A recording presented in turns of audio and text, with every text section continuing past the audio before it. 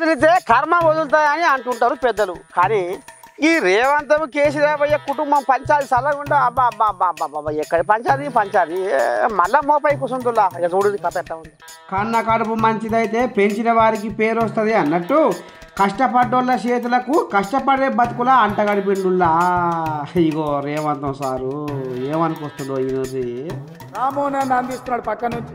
అన్నా ఇప్పుడు పథకాలల్లో మనం గ్రామాలలో ఇందిరమ్మ కమిటీలు వేయాలి, ఎందుకంటే కష్టపడ్డోళ్ళ చేతులు ఉంటే ఊర్లో ఎవరికేమి ఇవ్వాలనో తెలుస్తుందని. ఆల్రెడీ పాత 10 ఉమ్మడి జిల్లాలకు 10 మంది ఇన్ఛార్జ్ మంత్రులను వేసిన. మీ నియోజకవర్గాల నుంచి ప్రతి గ్రామం నుండి 5 మందిని సభ్యులను వివిధ సామాజిక వర్గాల నుంచి మీరు మీ ఎమ్మెల్యే ద్వారా సంతకం పెట్టి ఇన్ఛార్జ్ మంత్రికి ఇవ్వండి. ఇందిరమ్మ కమిటీలను వేసి ఇండ్లైనా పెన్షన్ అయినా సిలిండర్ అయినా ఏ పథకమైనా మీ ద్వారా పేదలకు చేర్పించే బాధ్యత మన ప్రభుత్వం తీసుకుంటుంది అని చెప్పి నేను ఈ సందర్భంగా తెలియజేస్తున్నా. పేదోళ్లకు పథకాల పంట వంటందుకు ఎమ్మెల్యే సంతకంతో మంత్రులకు కాగితాలు అందియాలనడంలా బాగానే ఉంది సారు ఈ కథ. కానీ మరి కారు పార్టీలు ఏంటి సారు, మీ ప్రభుత్వం కూలిపోతుందని గాలి కూతలు కూస్తున్నారట, నిజమేనా సారు? ఒకటే మరి మీ శివుల పడ్డదా ఈ ముచ్చట? నేను చెప్పదలుచుకున్న సన్నాసులను ఎవడైనా 3 నెలలో 6 నెలలో ఈ ప్రభుత్వం ఉండదు అని గ్రామాలకు వస్తే మా కార్యకర్తలు వాళ్ళని పట్టుకొని యాప చెట్టు కట్టేసి లాగుల తొండలు ఇచ్చి కొడతారని చెప్పి నేను ఈ సందర్భంగా చెప్పదలుచుకున్నా. ఎవడైనా 3 నెలలో 6 నెలలో ఈ ప్రభుత్వం ఉండదు అని గ్రామాలకు వస్తే మా కార్యకర్తలు వాళ్ళని పట్టుకొని యాప చెట్టు కట్టేసి లాగుల తొండలు ఇచ్చి కొడతారని చెప్పి నేను ఈ సందర్భంగా చెప్పదలుచుకున్నా. వామ్మో, కథల మారి మొగడు కమ్మలు చేయిస్తే అప్పుల పూజి మొగడు అమ్మక తిన్నాడట అన్నట్టు ఎలక్షన్ల ముందు రేవంత్ రెడ్డి సీఎం అని ప్రకటిస్తే 3 సీట్లే దిక్కవు అని ఇటు అటు అవు అని అనుకొస్తున్నట రాహుల్ అన్న.